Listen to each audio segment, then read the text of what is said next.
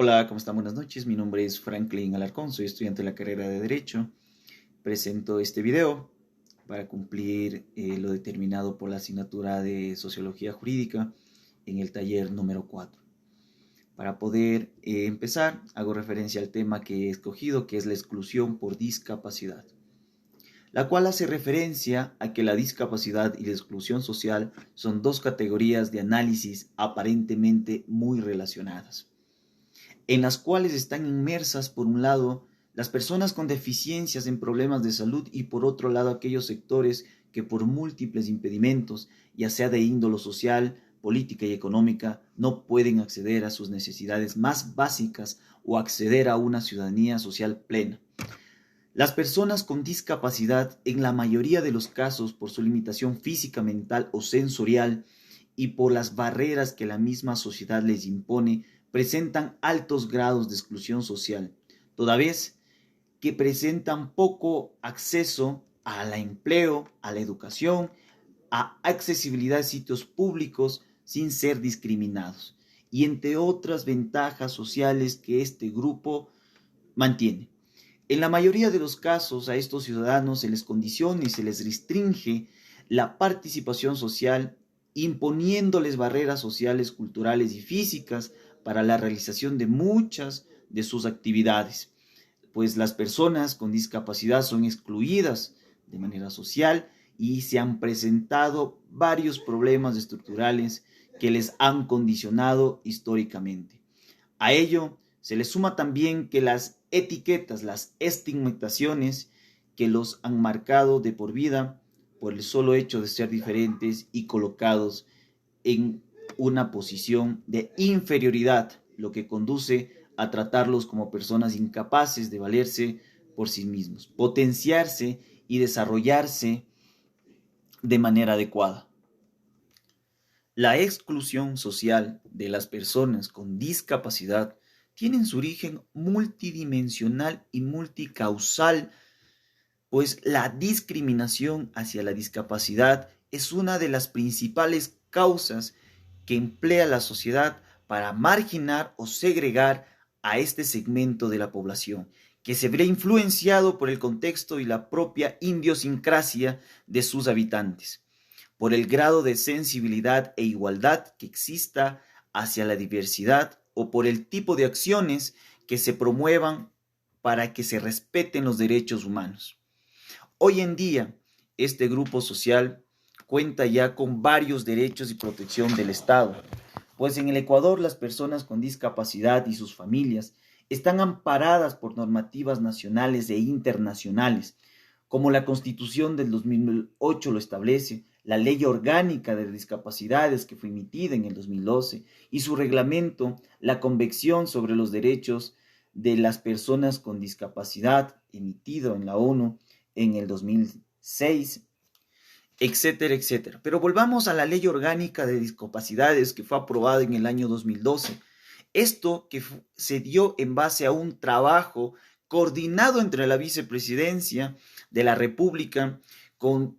el CONADIS, las ONGs ecuatorianas, la OMS, etcétera, etcétera. En esta ley se establece un conjunto de políticas públicas dirigidas a favorecer el bienestar social, el desarrollo económico para estas personas que históricamente han sido excluidas. Pues hoy en día el acceso a los servicios de salud sigue siendo un desafío para las personas con discapacidad, que tienen 3 veces más probabilidades que el resto de ciudadanos de no recibir cuidados médicos adecuados cuando lo necesitan. La rehabilitación es uno de los mayores retos en algunos países, pues más del 50% de las personas con discapacidad tienen estas necesidades vitales que no han sido debidamente solventados. Hoy en día, como les había manifestado, estas personas cuentan con más derechos que en décadas pasadas. Pues, por ejemplo, el empleador público privado que cuente con un número mínimo de 25 trabajadores está ya obligado por ley a contratar al menos a una persona con discapacidad en labores permanentes que se consideren apropiadas en relación con sus conocimientos, condición física y actitudes individuales, observándose los principios de equidad de género y diversidad de discapacidad. Pues hoy en día la ley exige que un empleador proporcione la adaptación razonable a un empleado o solicitante de empleo con discapacidad, salvo que hacerlo generará dificultades o gastos significativos para este empleador. Pues así también tenemos en el artículo 27 de la Ley Orgánica de Discapacidades que manifiesta que el derecho a la educación, el Estado debe procurar que las personas con discapacidad puedan acceder, permanecer y culminar dentro del Sistema Nacional de Educación y del Sistema de Educación Superior sus estudios para obtener educación, formación y capacitación, asistiendo a clases en un establecimiento educativo especializado o en un establecimiento de educación escolarizada, según sea el caso.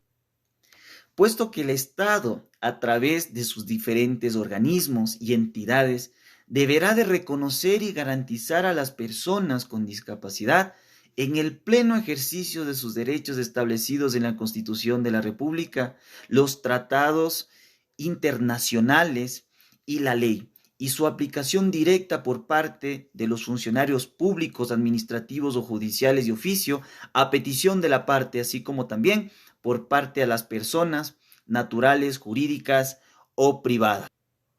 Y para concluir que este tema de la discriminación que han servido, que ha habido o existido en los diferentes grupos sociales, especialmente en las personas con discapacidad, también de las personas que han sido excluidas por su raza, por su género, por sus etnias, etcétera, etcétera, pues nosotros podemos concluir que la adaptación razonable podría incluir, por ejemplo, hacer que el lugar de trabajo de las diferentes empresas que requieran puedan tener sillas de ruedas adecuadas para estas personas que sufren este tipo de discapacidades, tener, por ejemplo, lectores o intérpretes para personas ciegas o con problemas auditivos, etcétera, etcétera. Muchísimas gracias.